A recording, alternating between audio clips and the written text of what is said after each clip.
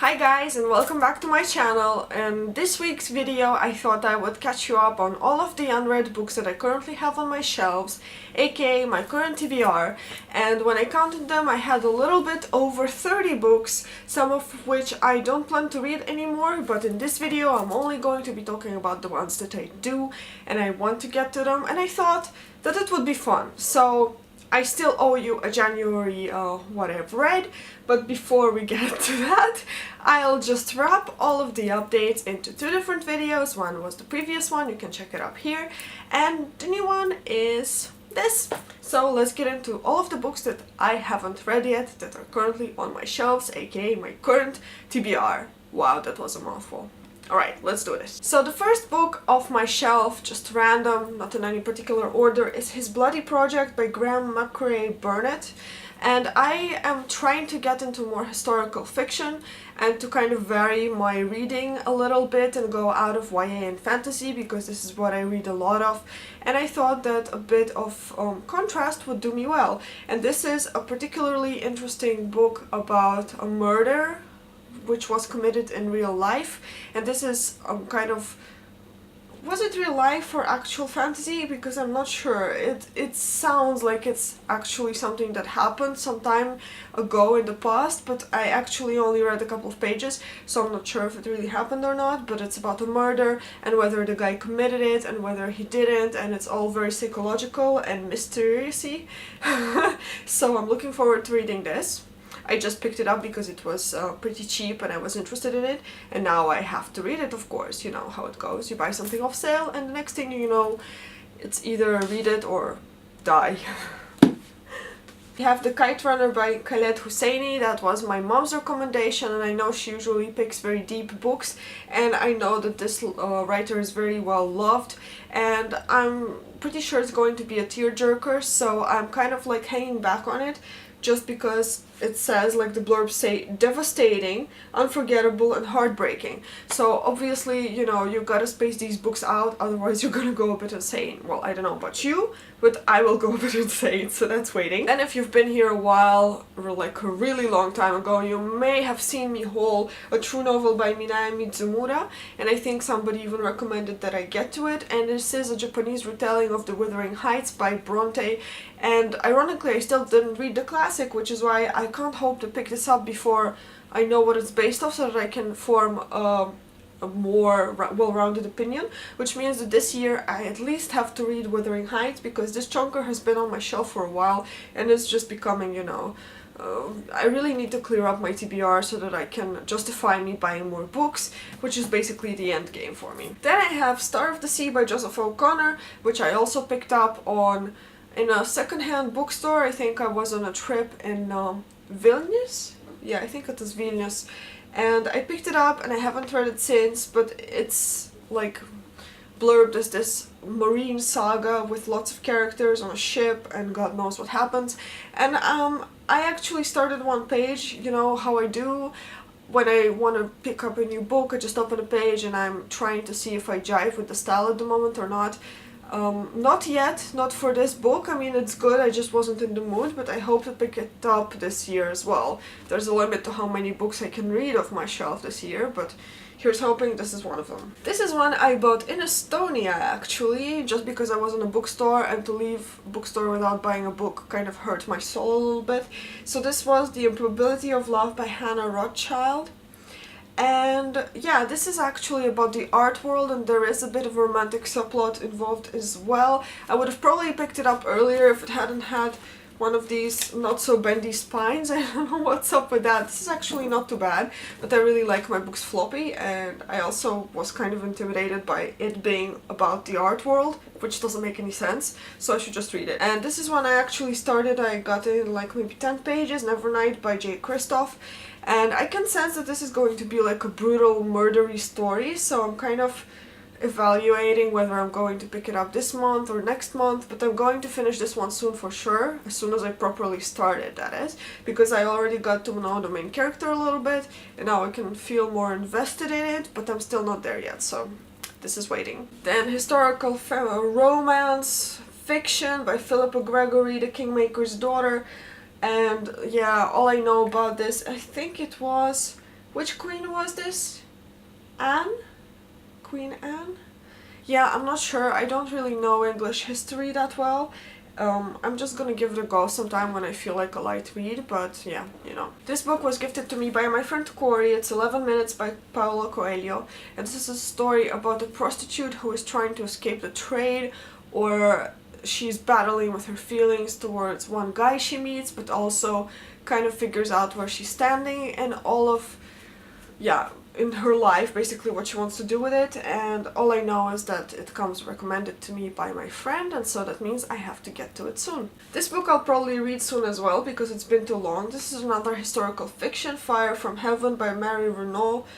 This is a novel about Alexander the Great, and it's, yeah, very vivid and very imaginative, and I feel like it's a good read for those who, like me, sort of like fantasy because it's very mysterious.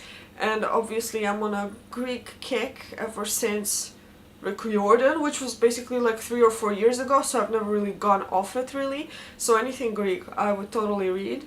And yeah, I tried a couple of pages when I was picking up a book and seeing whether I wanted to read this, so I'm going to return to it soon because the beginning actually was quite interesting. Then we got Thinking Fast and Slow by Daniel Kahneman, and this has been lying on my shelf for like, I don't know, 3 years or something. It's one of these books that you want to read because it's so cool and interesting and deep, but that's exactly the reason that's stopping you from reading it, because it's so cool and deep and also small text. Don't let my boyfriend hear you. He usually says that all young adult books have really big text in them, which is not necessarily true, but that just means that if I want to ever read this book, I gotta start, even if it's gonna be spaced out through several months, because I usually take my time with dense books because I really need to process the material way longer than usual. Then we have Fire and Heist by Sarah Beth Durst, and this is a book that I got in the Fairy Loot subscription box in November, and yeah, this is a book I know nothing about except that there is a heist and some sort of like dragony world, and the dragons steal gold or hoard gold, I don't know, it's really mysterious. So it sounds like it would be a really nice easy read, so I'm keeping it for the times where I'm in a bit of a reading lull. Then we have one that I'm really hoping to read this year, and this is the first Harry Potter but in Dutch. I need to level up my Dutch. Last time I tried to start with this book I was really like beginner level, so all of the notes looked like this. And I only made it like to page 6, which means I basically read one page. But this is all going to change because I'm doing my exams this year, which means I have to make my way through Harry Potter. Another secondhand book I got a while ago is The Piano Shop on the Left Bank by T.E. Carhart, and yeah, I really don't know much about it except that it's like a love letter to the piano and music world, and it's set in Paris, and the font is really killing me. The book has been published a while ago. You can really tell that the cover looks aged, but it's a really short read, so it makes sense for me to read it instead of just giving away and seeing if I like it. Don't judge a book by its cover. Then I'm currently reading A Torch Against the Night by Sabaa Tahir. This book has been on my shelf for a couple of years because I wasn't certain whether I would go along with the series, but I did rate it 4 stars, so I'm rereading the first book I reread last month in January. I will talk about it, and I decided to go on with the series because it's quite interesting. So I am going through this. I'm almost 50% through, so it's looking up. Then we got The Archer's Tale by Bernard Cornwell, and this is a book that I picked up in one of those discount bins, and this is a first in a series of multiple books. It's supposed to be this historical fiction. I don't know if it's really fantasy, it's just historical, but it's supposed to be very medieval and classic, and I don't know if I want to go through with it because I'm gonna have to hunt down the other copies. But it's something on my list that I'm still thinking about reading, so I'm keeping it for now. Then there is the Haruki Murakami tome that I bought a while ago, and this is 1Q84, and you know, It's big, it's intimidating. I need to read some Murakami because I haven't read a single book of his. If you've read Murakami, let me know which book of his is your favorite. Is that the Norwegian Forest? Is that something else? Is that a good place to start? Because I know it's like alternate realities and parallel perspectives and whatnot, so it does sound interesting, but you can imagine that I am a little bit intimidated reading a book of such magnitude for the first work of the author. Then there is another historical kind of medieval-y fantasy history book, which is The Long Sword by Kristian Cameron, and the deal with this one is that it's the second book in the series, which means I can't read it until I bought the first one, which I still haven't done, because always there are books that are more pressing and urgent on my list, which means this one either has to go or I have to buy the first one, and I'm still debating what to do about that. So if you've read The Ill-Made Knight by the same author, let me know if it's any good, so that I know whether to keep this or to let this go. For my Dutch reading project, which is basically me just trying to learn new words, I got Babe You Got This by #Workmode and Maartje Haverkamp and Emily Sobels. They are businesswomen in the Netherlands, in Amsterdam. They have a co-working space, they're very active and present on Instagram, and this is their basically inspiration business book for ladies, and it's in Dutch, but it reads really easy. I already tried a couple of pages and it flowed really well, so I need to make my way through this so that I can pick up some language and also, you know, just basically get inspired. Then I got Gardens of the Moon by Stephen Erickson, which is a book I've been struggling with for the past year of 2018, and the reason is I got like 100 pages through and then I really got stuck because it's heavy and dense and nothing makes sense yet, which means I am now about 50% through, and anytime that I don't know what I feel like reading, I'll just pick this up and maybe read like 10 pages, and hopefully in this year I will actually finish this. So yeah, I'm just doing it for completion's sake. I don't know how I feel about this yet. A while ago in Moscow I picked up this book in an English bookstore called Bloodred, Snow White, a novel of the Russian Revolution, and I just thought it was a cute edition and it was really cheap by even Russian standards, and I thought, you know, it looks nice. I don't have any big expectations of it because it seems pretty short and sweet, so anytime that I feel like it I'll pick it up, but I haven't found a moment for it yet. Then I got Wolf by Wolf by Ryan Groden, and I have this book for a while now, and I think that I will pick this back up. I tried to give it a go, maybe got like 30 pages in and got kind of stuck. I don't know why. I think the book is going to be really fun and also like harrowing, I suppose, because it's set in an alternate reality and Second World War and all that, but it does sound very curious, so I'm trying to space out World War II books between them. I just finished The Nightingale in January, so I will wait a couple more months because I pick up the next harrowing book about that theme, so that I don't give myself too much of a shock and don't keep reading about the same setting over and over. A recent purchase of mine is The Puppy War by Kwang, and the thing is, I was super excited to pick up this book, like super excited. Everybody was saying amazing things about it, and then I got spoiled on a video that wasn't really tagged as spoilery as such, and I don't know how big the spoiler is, but it seemed pretty damn hefty to me, so I thought maybe I'll wait and see if I can forget what the book was about. I don't see that working that well, but I will give it my best. I will put it out of my mind, return to it in a couple of months, and then maybe I'll be ready to commit to this book again. And there we go with World War II again. All the Light We Cannot See by Anthony Doerr. Yeah, is supposed to be a great book as well. So after I had The Nightingale, I had Wolf by Wolf, and this is one of the books that I still have, and I think I still have The Bronze Horseman, which is also set in the Second World War or so, as an ebook, so that means that this will be read sometime this year, but not too soon, because I'm still crying over The Nightingale, so, you know. One of the books that my friend gave me from Christmas is The Diary of a Bookseller by Sean Bytel, and actually I am holding myself back from reading this because it just seems like such a delight. I love diaries. I love the idea of a bookseller keeping a diary about all the crazy customers, and the concept reminds me a bit of Jen Campbell's books of weird things customers say in bookshops, which I don't own yet, but I've read excerpts of, and I think this is going to be such a delightful pick-me-up that I'm saving it for a time when I'm truly desperate in a reading slump and struggling to get out. That same friend gave me The Toy Makers by Robert Dinsdale, and I thought it sounded like such a cool story. It's set in a toy emporium, a store where maybe toys come to life or something, and the very idea gave me a Gianni Rodari vibe. This is an Italian author I read as a child. It was set in this magnificent store where all these toys came alive at midnight, and I'm super excited to read it. So it's basically, for me, it's like a cross between Gianni Rodari and the Nutcracker, hopefully, especially with all the setup and the beautiful cover. So I'm looking forward to finding out what this one is about. So ever since I missed out on a beautiful edition of The Essex Serpent, I had my eye on another book by Sarah Perry, so I'm gonna read Melmoth by her. I will get to The Essex Serpent as well sometime, I hope.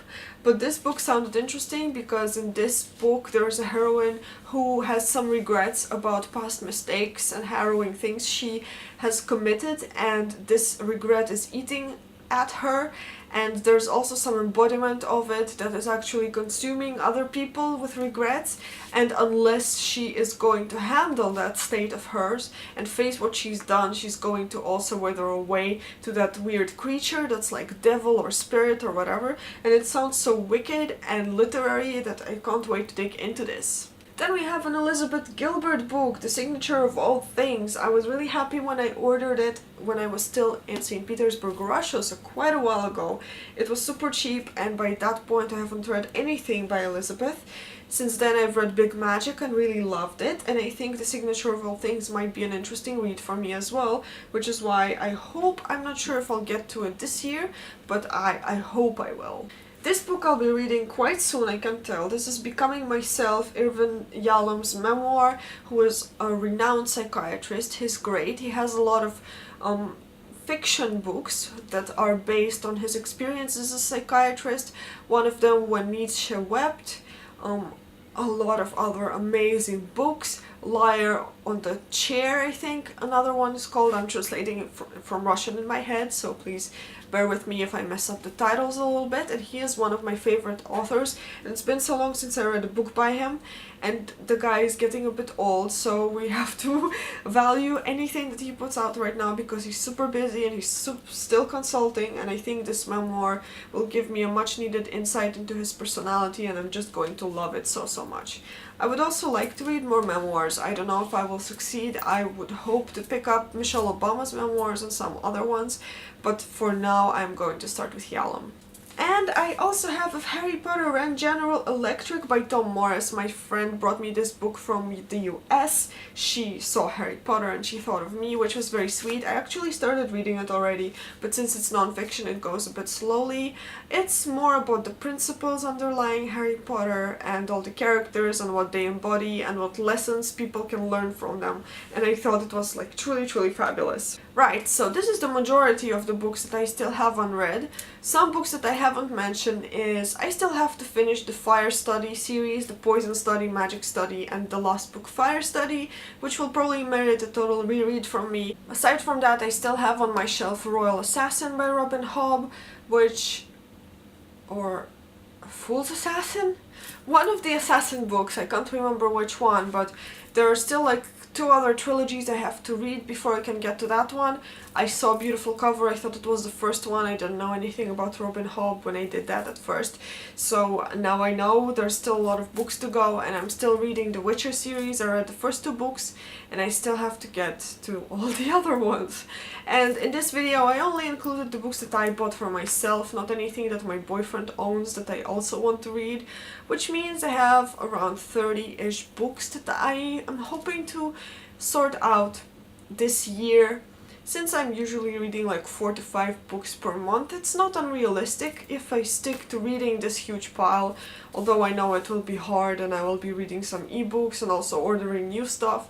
But this is the goal, so if you've read any of these books, please let me know which ones I should read as soon as possible, put higher on my priority list, and how many unread books do you have on your shelf, and whether this is a big factor for you or whether you just don't really pay that much attention and you just draw magical satisfaction from the sense of owning amazing books. So let me know down in the comments, and I'll see you guys next time with a vlog video and also a video about the things I read in January. Bye!